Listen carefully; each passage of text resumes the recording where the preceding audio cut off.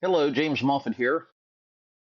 Please go to parentingadultchildren.org website and sign up for a free membership and leave a review for this episode. If you have any requests for future topics, send me an email at talkpac@proton.me.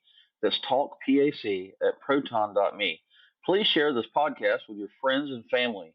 Now for today's guest interview.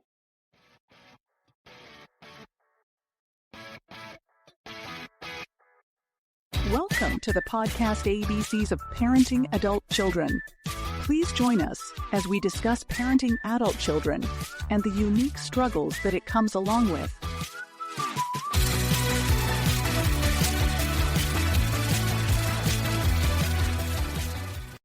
Hello and welcome to ABCs of Parenting Adult Children podcast. My name is James Moffitt and I'll be your host. This evening I have Amanda West. You go by Amanda or Andy? I go by Andy. Okay.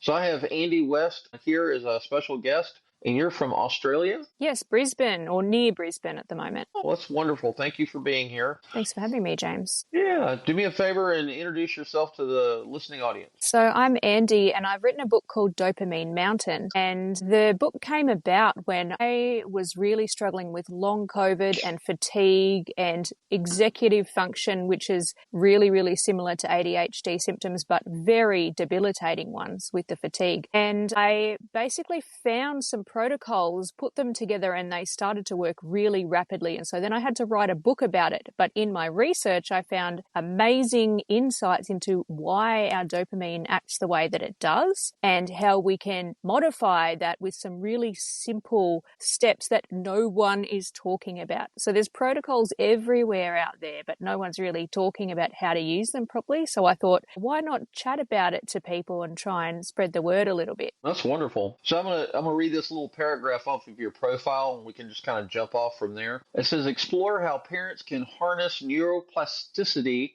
and dopamine management to support adult children with mental health challenges, chronic pain, and depression. The conversation can guide parents in creating supportive environments for their children's recovery and self-development. So I have to admit to you that I'm totally ignorant about dopamine and all of that. This will be very educational for me, and I'm sure some of my listening audience may be in the same shoes that I'm in. So one of the recurring topics on our support group as well as the podcast is self-care. And when I read your profile, I thought, well, this would be a very educational, mind, body, and spirit. And, where it's important that parents take care of themselves physically, emotionally, spiritually, right? And so I thought this would be an excellent topic to cover. Well, when you say you're ignorant about dopamine is just a fancy word for our energy, motivation, and mood. And amazingly, it's all the same thing. It's all controlled by this one neurotransmitter. And there are there's other things that come into play. But when our mood is down, it's because our dopamine is down. So, and when our motivation is up, it's because our dopamine is up. So when we do anything at all, dopamine is what motivates us to do the thing that we go towards. So it's our energy to go towards something. And the only other real motivator that we have is fear. And fear is controlled by another neurotransmitter called glutamate. So that's why you often hear people say, are you driven by love or driven by fear? And really, these are two completely different sides of the brain. So dopamine and the forward-moving side is the left hemisphere of the brain in general. And overall, the right hemisphere of the brain is our withdraw in fear and our fight or flight kind of mechanism. So even our mindset can vary whether we're doing something out of fear or we're doing it out of joy or self-development and growth. So for example, if we feel like, I have to go to school right now, I have to go to work right now, not really. We're choosing to go and educate ourselves. We can use our mindset to say, I'm going to go there and learn. I'm going to make myself better. or I'm going to go to work because I choose to create wealth or to earn some money for myself. I don't have to go to work. I could go live in the forest under a rock if I wanted to, but I choose to put myself somewhere where I will grow. I'll educate myself. I'll get better at what I do. And that's why mindset is so important for our dopamine, just for our overall well-being. So can you define dopamine? And you probably just tried to do that and I missed it. Or can you define it a little bit, make it in layman's terms? Sure. So it's just a chemical that tells the brain, are we moving forward or are we going to move backwards? So when we move forward, we use dopamine to go towards something that we like and enjoy. So towards food, towards love, towards pleasant things, towards enjoyable things. However, when we are frightened and we're put into our fight or flight mode, which is when we are backing away from something or startled, a whole different neurotransmitter jumps in to the brain, and that's called glutamate. And that's the one that controls our running away, aversion, pain, and fear. So it is the driver that takes us backwards. Okay. So these are chemicals that are already inside of us, right? Yes, yeah. We have both of them. We have a blend of both of them, and they switch up and down all the time. I always tell people I've interviewed quite a few nutritionists and people that are in the mental health realm and whatever. I'm like, well, we're just huge chemistry sets. Yeah, we are. Yes. And it takes very little to get us out of whack, I guess. Absolutely, it does. Even sometimes a harsh word from somebody can drop our mood. And that is our dopamine going down.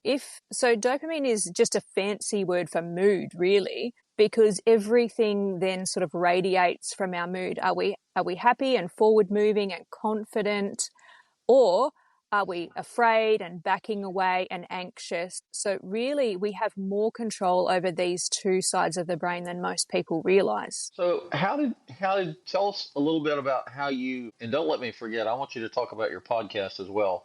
But tell us a little bit about how you started in this, started researching this and writing your book. I'm a teacher, or I was a teacher, and after running my own business for a while, I ended up with COVID, and also during the COVID lockdowns, I got quite ill. And during COVID, I really thought, wait, there must be something I can do to help myself here. So while I was trying to recover from long COVID and fatigue, I was reading and reading that dopamine kept coming up over and over again, but I couldn't figure out what to do about it, because usually if you want to modify dopamine, you take a drug.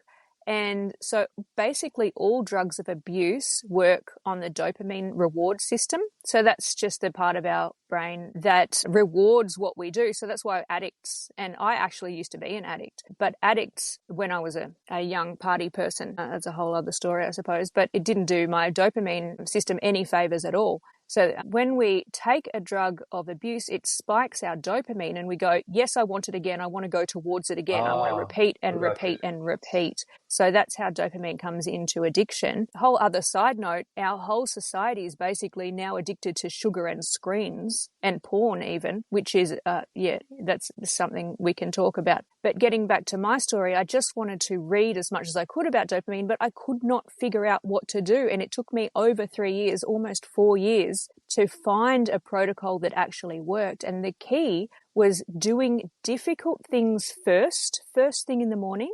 And what that does is, because we don't like it and we don't want to do it, it pushes our dopamine down on purpose. Now, dopamine only feels good when it's rising. So if it's stuck at one level, we don't feel good. We don't have a good mood. We don't have energy, motivation, or anything. And they've shown in rat studies that without dopamine, we just don't even move to feed ourselves. So dopamine must be moving up. So the trick is to push it down deliberately first, kind of like pushing a helium balloon down, and then it can rise. If it's stuck at the ceiling, you can give it pleasure and sugar and high dopamine things, and you can give it all these, screen time, anything that you want to do.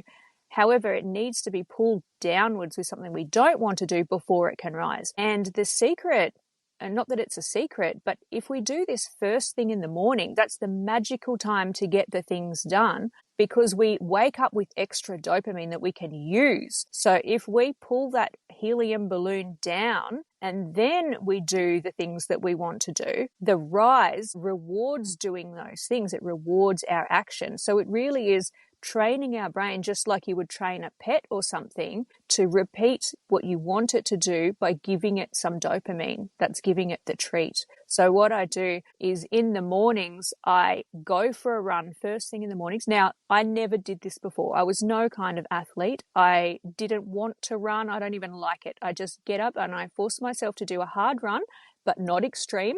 So with my fatigue, I really had to balance hard but not extreme. So that took a lot of sort of self-awareness. Then I do a cold shower, and then I have a black coffee, so black bitter coffee that I don't really like. But what I've done is I've pushed my dopamine, which is the things I don't want to do, I've pushed that down, and then I can allow it to rise, which means that when the actual bit of caffeine gets to my bloodstream, that will give me a dopamine rise because that raises the mood and the energy. And then I'm ready to do other things that I actually want to do. Okay. So it was during your time that you had COVID. That's kind of what motivated you to research this stuff? I was so debilitated that I had to. Right. I just would stare at the wall. I could hardly have any even thought passing through my mind. I felt like I was getting dementia. I could hardly make a cup of tea. Like, honestly, I didn't know if I would survive it. And I just had to find something and it turns out the things that I really, really didn't want to do. Like, I don't like having a cold shower. I didn't enjoy it at all this morning. My skin shivers, but I was in there doing it anyway. So it was just, I was honestly forced into doing it.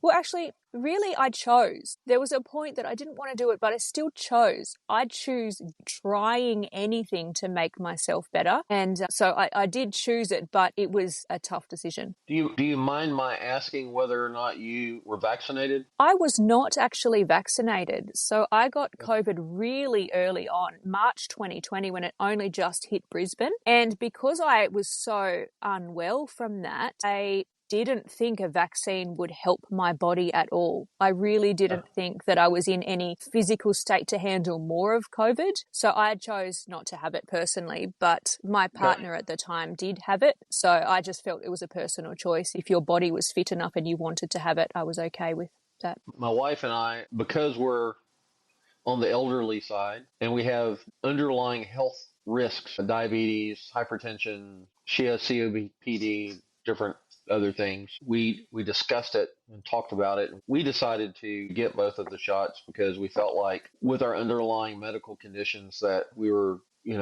possibly putting ourselves in more danger by not doing it. However, right. I will say that I fully support and believe that it's an individual decision that people have to make for themselves, right? Mm. And so I appreciate you sharing that with us. Didn't mean to pry or anything, but I was just curious. No, that's okay. Yeah. I chose that if I did get COVID, I would stay well away from people. So I was willing to not even go to the hospital because I didn't want to give it to anyone. So I thought if I did get really sick, I would completely just isolate myself. Right. So to try to minimize the risk of anyone else getting it. Yeah, my wife Katie, she got COVID. Even I think she got COVID twice. Now that I think about it, but the symptoms were very minimal. Right. I think the worst thing she had to deal with for a day or two was a bad headache. But that was it. And I think, knock on wood, maybe the fact that she got the vaccine might have helped to alleviate some of the symptoms. I don't know. I'm not a medical expert. I know there's probably plenty of people out there that would like to argue that fact with me. And anyway, that's not what this podcast episode's about. Let's move on to what else do you want to, hell else? I mean, I got a list of questions I can ask you, but I think for your listeners, one of the key things that I was hoping to chat about was the fact that we are basically raising our kids as addicts. Now, when we do only the things we want to do, like we want to jump on the iPad or we want to watch the cartoons and we want to eat our sweet cereal, all these things that kids want to do, your grandparents and mine would have grown up in a time where you can't just get what you want straight away. Everything needs to be worked for. If you want breakfast, you've got to go out and work for it. We have to put in hard work first and then we get the reward. And that's when the dopamine can actually rise. But now, because we live in such relative luxury and privilege, our kids can just get up and have their cereal straight away or their sugar, and they can play on the iPad.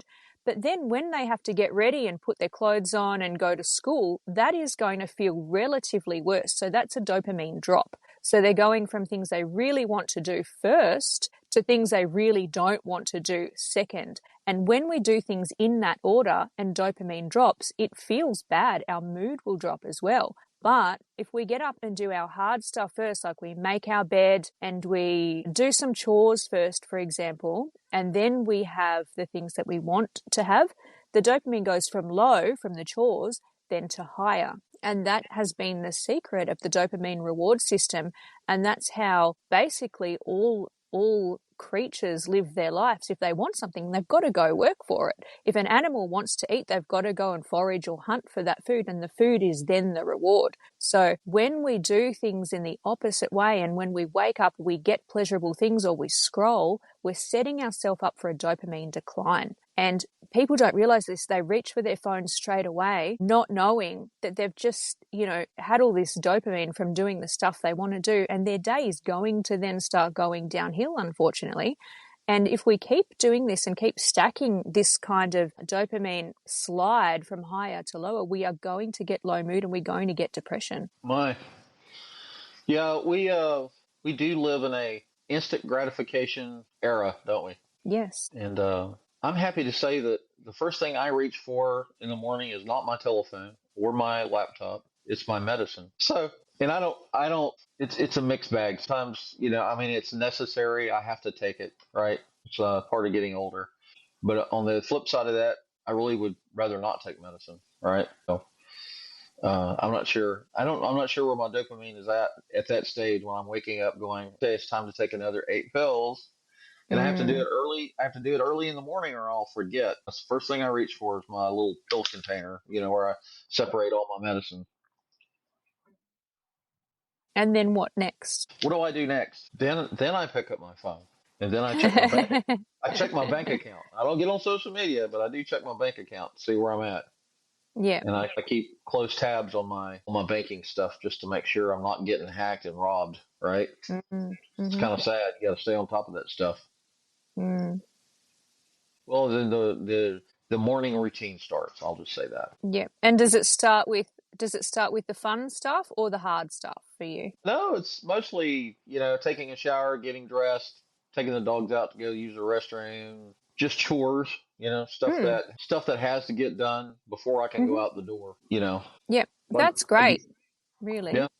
Yeah, because you've prioritized the things that need to get done. And then maybe after that, do you have like a cup of tea or coffee after that or something to eat? When I get to work, I'll go through McDonald's and get a mocha, like a medium-sized mocha and breakfast. And then it takes me I'm only about 20 minutes from work, but sometimes with the traffic, it might be 40 or 45 minutes. So I have that while I'm driving down the road. So if you want to supercharge your mornings a little bit more, when you take your dogs out, if you take them for a brisk walk or if you just do something that's a bit of a challenge, if you put something in your morning routine that's a bit harder than normal and a bit more of a challenge, like an extra chore or something like that, then when you do have your mocha and your breakfast, because they raise your dopamine, because they're enjoyable, it will actually give you a little bit more of a natural raise and you'll start to jumpstart your dopamine a little bit more. Okay, that's a good idea. Yeah, and so when people because we have a lot of depression and health problems amongst our teens and our young people at the moment, because a lot of those people will just wake up and reach for the phone straight away, and then they will have their coffee full of sugar and cream,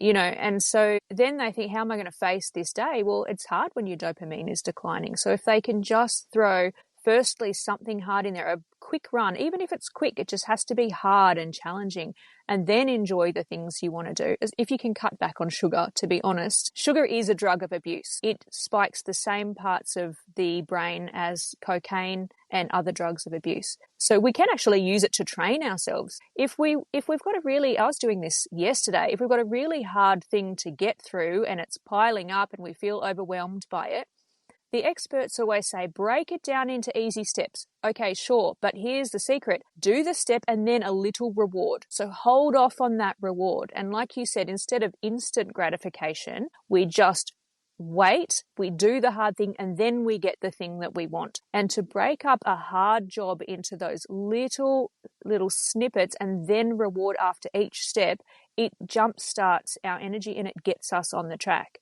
And so some people are just go. They're just doing all the hard things in the morning, all the hard chores. Then they go to work, and then there's the children, and then there's, all these things that are difficult.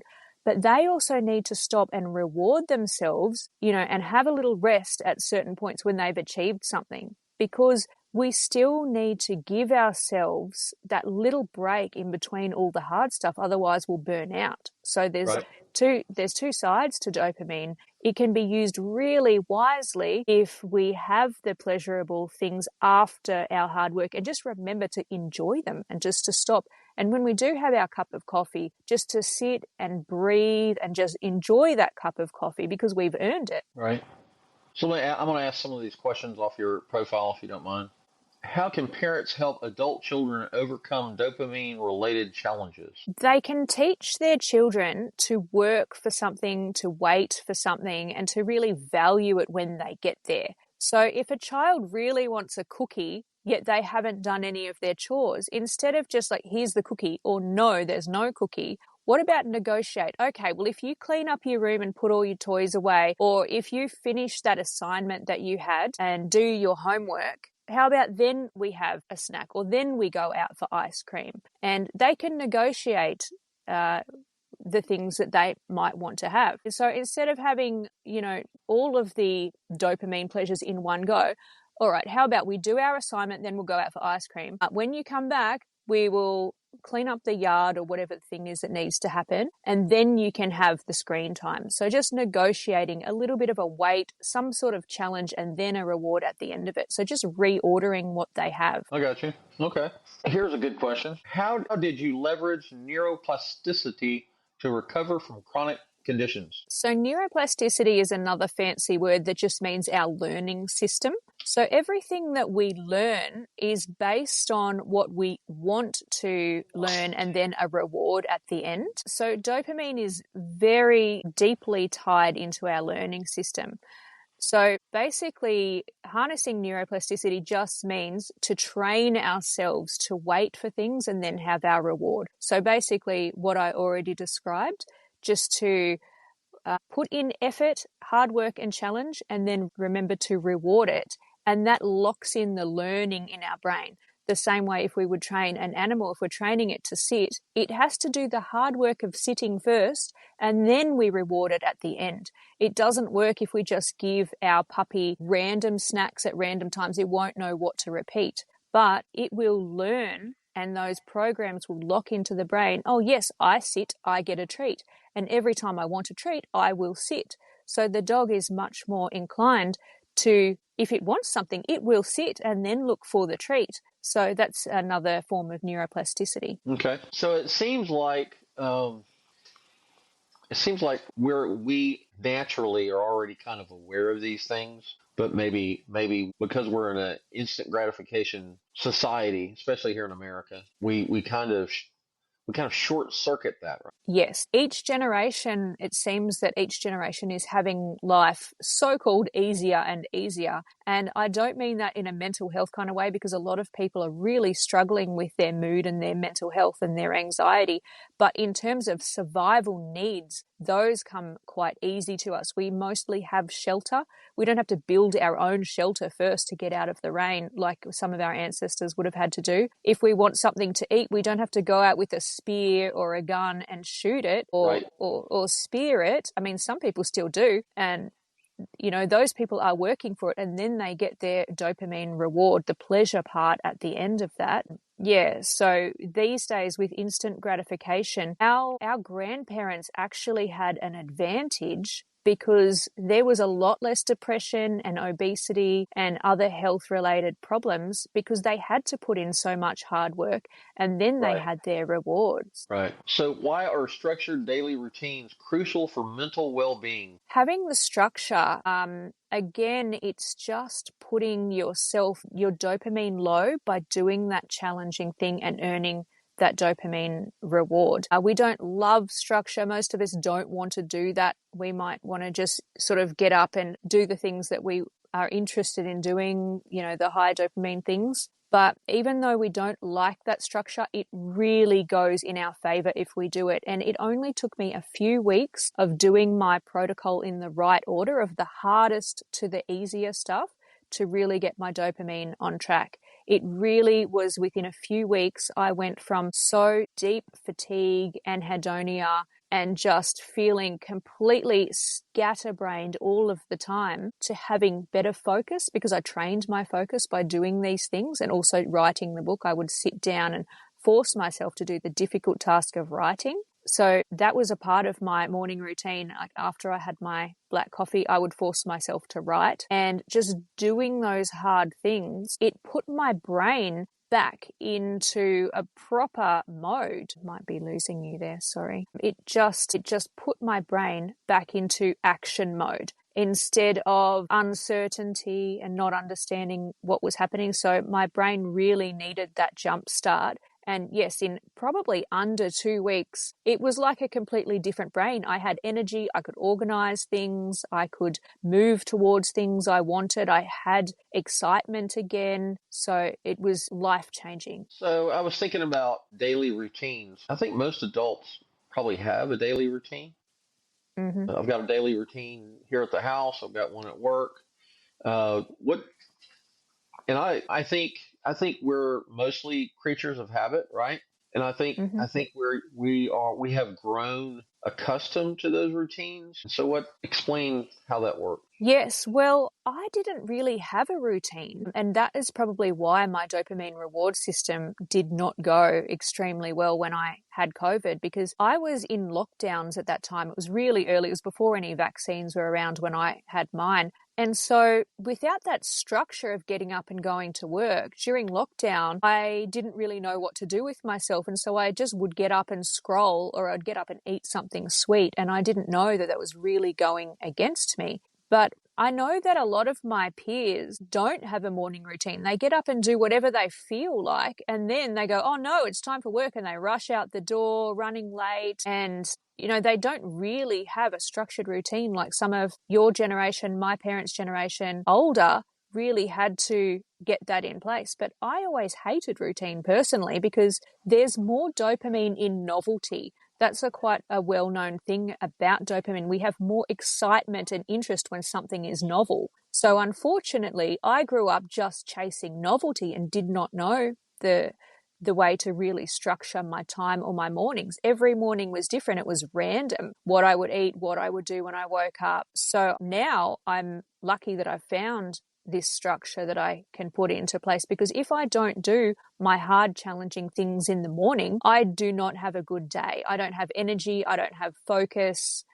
I don't really, I don't just have any motivation to get things done. It's a real struggle. Yet if I make my morning really hard on purpose, it has to get easier from there. That's the beauty of dopamine. When we recalibrate it to make something hard and difficult and challenging, when that is over, the relief just gives us ease. And so then everything after that is relatively easier. And so dopamine responds and we get more energy. How can parents encourage positive behavioral changes in adult children? I would say to model some of the behavior themselves. If they think, oh, well, this is great, this person is telling me things that I need to do with my morning. Nobody wants to be told what to do. It has to be free choice if you want to make a positive change. So if you think my kid is struggling with their mental health or with their energy or just with their general, drive and their spark for life, which is quite common these days,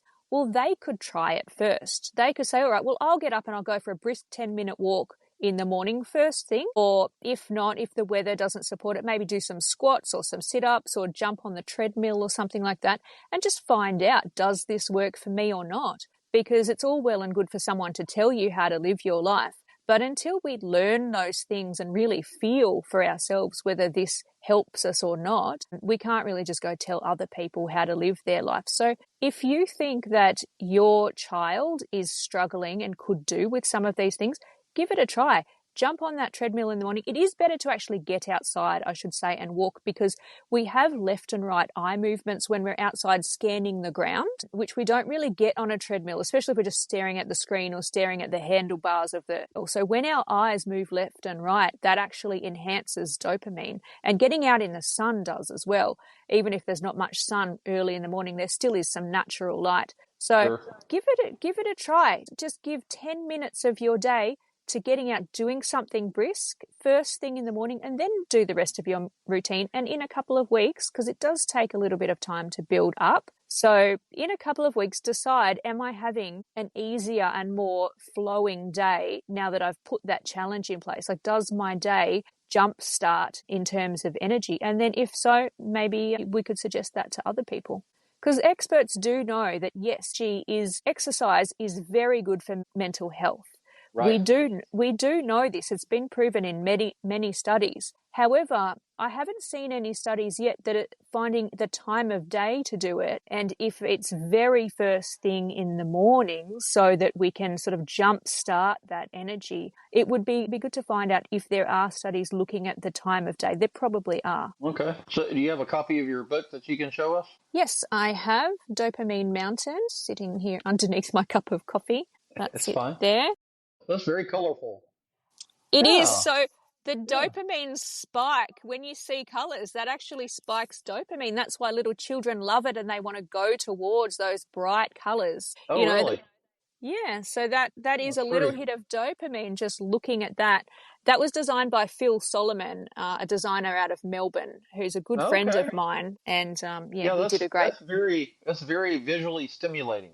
Yeah. And Yeah. so hopefully that's enough to sort of get people to have a little bit of a look through. And Yeah. there's over 800 references in there of the scientific studies that back up these dopamine enhancing activities that people can do. So, as you've been talking about dopamine, I was thinking about exercise, different types of exercise, and I know Mm-hmm.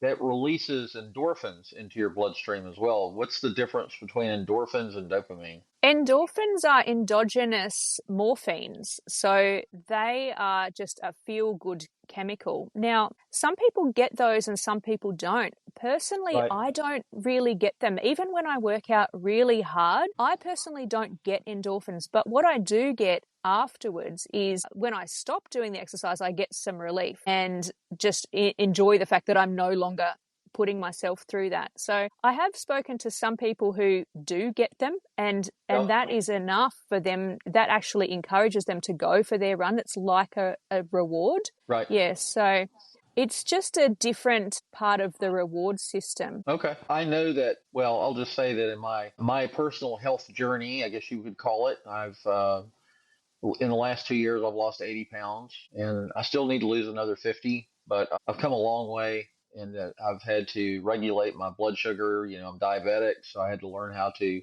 eat correctly. Mm-hmm. The proper food groups are, how much to eat, portion control, and all of that. Mm. And so I used to, they say that losing weight is 90% of what you stick in your pie hole and Mm. 10% exercise. And so I used to go work out at Planet Fitness 4 or 5 times a week. And I loved how I felt after that, right? After the Right. workout, I felt energized. I felt good mentally. I felt good about sticking with the workout routine, blah, blah, blah. And of course, my problem was that I was like, okay, well, I'm working out for 90 minutes every morning. And so I can just eat whatever I want to because I'm burning all these calories. And Mm. that was bad. No, you can't just, even if you work out 90 minutes a day, 5 or 6 times a week, you still can't eat just whatever you want to because sugar is bad, carbohydrates are bad. all of that, all what is it? Processed foods, carbohydrates, sugar, pastas, anything white. Basically, the nutritionist told me that if the food tastes good, you're not supposed to eat it. It's not, you can eat a little bit in moderation, just a little bit, in moderation. And Yes. we have to train our taste buds. Our taste buds love ice cream and cookies and soda pop. I used to drink 6 or 7 soda pops a day, Wow. and it's no wonder my A1C was at 11, 3 or 4 years ago, Mm. and now it's down to I think 5.6. It needs to get a little lower than that, but I've come a long way, you know. Well done. Uh, Yeah, that's great. And I used to be told as a child, when you've eaten your vegetables, then you can have some dessert at the end. But right, these days, we don't really live like that. And as an adult, I didn't want to just have dessert at the end. Why not just have dessert first? And so because I could do what I wanted to. So I would have dessert first, and then I wouldn't feel like the vegetables. So I would right, just not eat vegetables, and I'd only eat the high pleasure foods. And a lot of people are doing that these days. But if you can have your nutrition on your plate, have your vegetables, and then save, if you're going to have something sweet, just a little bit at the end, right. it rewards us for eating those vegetables, and it tastes relatively much more sweet after we've had our nutrition first, and then we've saved that. Even if it's the best bite till the end, it doesn't even have to be something sweet.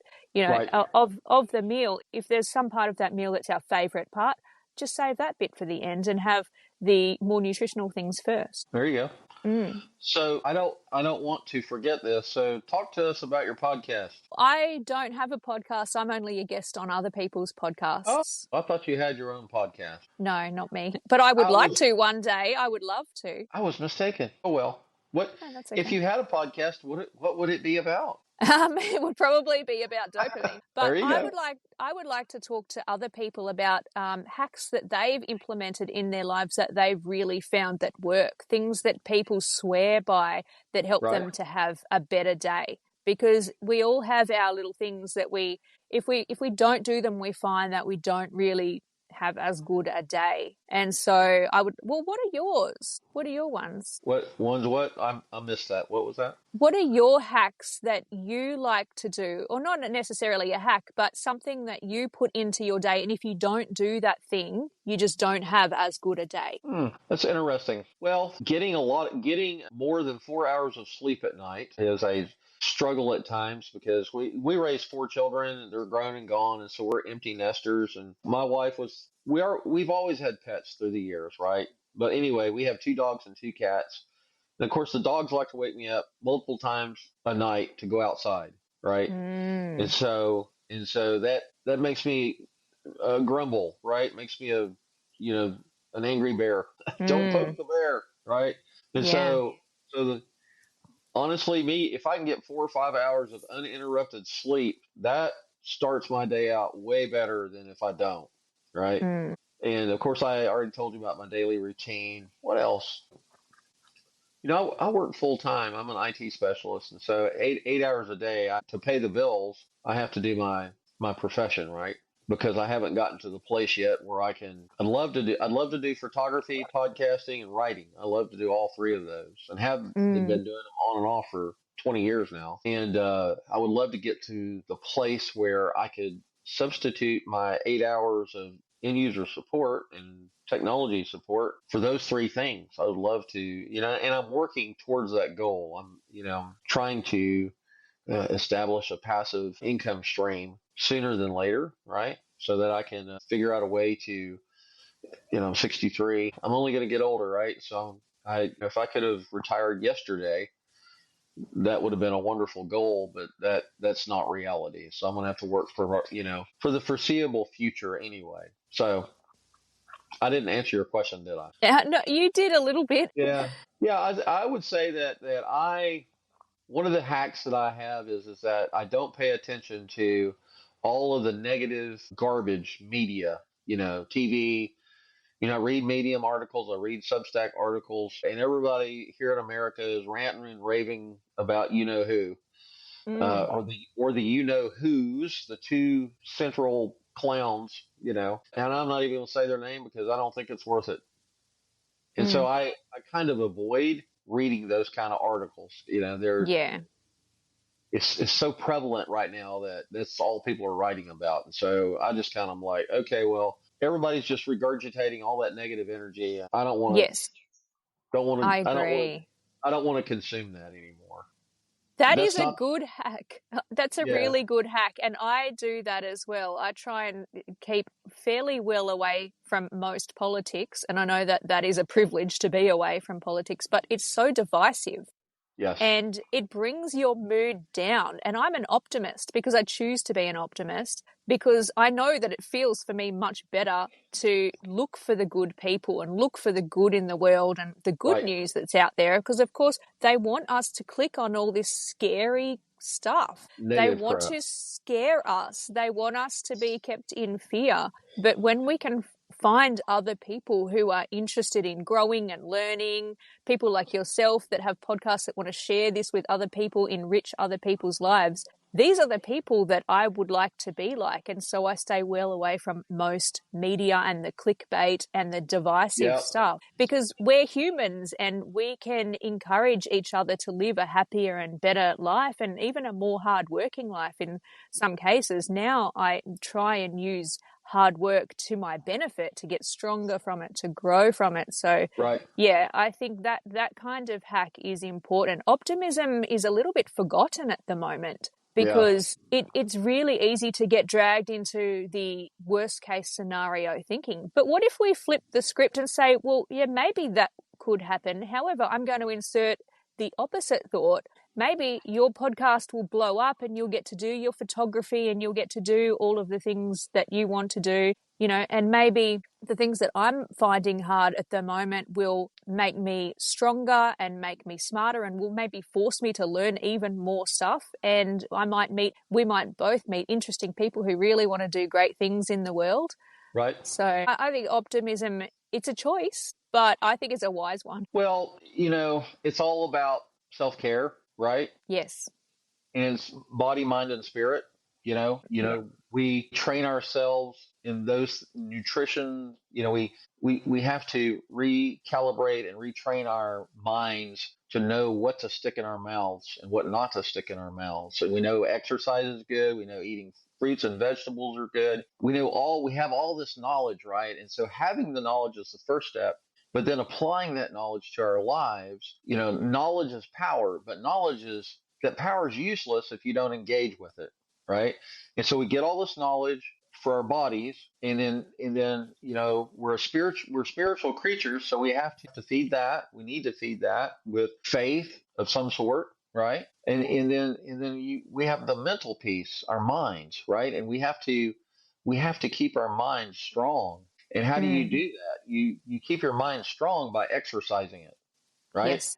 And Yes. consuming the knowledge that will make you better, right? And so those three things encompass our whole being. Mm-hmm. And I when I stay away from consuming enormous amounts of negative crap, politics, all of that. When I steer away from that, it's not like I'm sticking my head in the sand because I know it's out there. I know it's real, and I know people are being affected in a negative way. There's just so much going on. Personally, I can't alter that reality, right? That's right. And we weren't designed to handle this much bad news. Right. No one has had this in the past, all this bad news thrown at them. So what we can do is we can work with other people, other like-minded people to identify the problems and to work towards a solution in a positive manner, right? Mm. And so it's like crowdsourcing, right? And if I were to create another podcast, which I'm not choose enough, if I were to create another podcast, it would be a podcast that would be positive. It would talk about mind, body, and spirit, and how all that works together. And then I would want to figure out a way to crowdsource other intelligent, positive-minded people to address all this negativity and stuff that we see in our environments. Local, county, state, federal, right? And where you live, there's the The subdivisions of your government are probably a little bit different, maybe not, I don't know. But it's like as humans need to it's like and I hate talking politics, but it's like our political system here in America is, we have Republicans, Democrats, and we have the libertarians. Well, the libertarians are so they have no political clout or power, so they're not even a conversation. So it's the Democrats and the Republicans coming up with their version of the clown that they think is going to be the answer, right? And so our in our political system, both of them have an agenda. They've had that agenda for 238 years, and Yes. look where it's gotten us. Yeah, quote unquote, we're the land of the free and the home of the brave. And I'm very patriotic, and I'm very much proud of being an American. There's no doubt about that. However, we've got to do better. Yes. Certainly in America, we have people, some intelligent people that can come up with some solutions that has nothing to do with the Republican or Democratic Party's agendas, right? Mm. I think everyone wants to create a better society and a better world, but we just disagree on how to make that happen. But if we could put politics aside and stop saying, arguing the points all the time and just really debate things and find what is the way forward? What is the way to help us be healthier and happier and have a society that gets along and is cohesive and is safe? Like, we all want the same thing, really. But if only we could come together and make that work, it would be amazing. If we could figure out how to do that, we could become millionaires, right? Mm. Maybe not millionaires, but maybe the planet that we're living on. It's like you hear, and I say it too. It's like, why can't we just all get along? Right. What's wrong with us? Why can't we just all get Sorry. along? So anyway, all right. So I'm going to read this takeaway for listeners. Listeners will gain insights into supporting their adult children through scientifically backed mental health and neuroplasticity strategies, fostering resilience and productivity. I like that. It's really good. Yeah, so a bit of mindset goes a long way. When we have a challenge to do, let's go towards the thing for our own development instead of saying, "Oh no, I've got this thing, this assignment that I need to do, or I've got this project I need to do, it's going to kill me." What about, okay, I'm going to learn from this. My mind is going to grow from this. I'm going to take on this challenge. I'm going to go towards it, and I'm going to become stronger at the end. It's going, what doesn't kill me is going to make me stronger. Let's embrace that kind of mindset and use Right. neuroplasticity to our benefit. I agree. Amanda, thank you for being here on the podcast Thank episode. you, James. I think the conversation went real well, and I think that the listening audience will probably get a lot out of it. At least I hope they will. I hope so. It's been good to talk to you. Yeah. To my listening audience, I'll say thank you for the privilege of your time. Thanks for listening to this episode. You can listen to the audio version of the podcast on Activate.fm, Amazon Music, iHeartRadio, Apple Podcast, and Public Radio. I think 80% of my listeners listen on Apple Podcasts because everybody's got an iPad or an iPhone. If you listen to one of the podcast episodes while you're on your Apple device, right there on Apple Podcasts, you can actually leave a review. If you would do that, I appreciate it. You can watch the video episode on Rumble. That's rumble.com. That's a conservative alternative to YouTube. Our website's located at parentingadultchildren.org.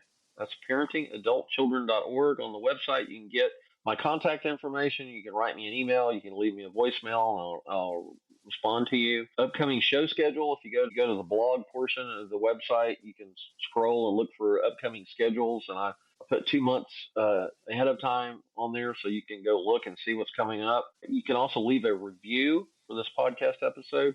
I also have a Parenting Adult Children 125 Instagram channel. That's Parenting Adult Children 125 Instagram channel. So I put little media clips, magic clips. Riverside calls them magic clips. It creates like 1 minute blurbs, different segments from each podcast episode. And so a week before the Friday at 8, I release a podcast episode at 8 a.m. every Friday. So a week before, like on Monday, I actually go take some of those magic clips and I sprinkle them into my Instagram channel so you can get a taste for what's coming. So stay tuned. Go to Parenting Adult Children 125 Instagram channel. And yes, this is an advertisement. It doesn't cost you anything. Just as everybody's on Instagram, I think, pretty much. So just go to that Instagram channel, subscribe, and every time I put new content out there, you'll get a notification when you go to Instagram, and you can watch it and go, oh, this is what's coming out. This is great. I love it. But anyway, Amanda, thank you again for being here and being such a wonderful guest. And I will say goodbye to everybody. Everybody have a good night, a good evening, good morning, wherever you're at in the world. And we'll talk to you later. Thank you.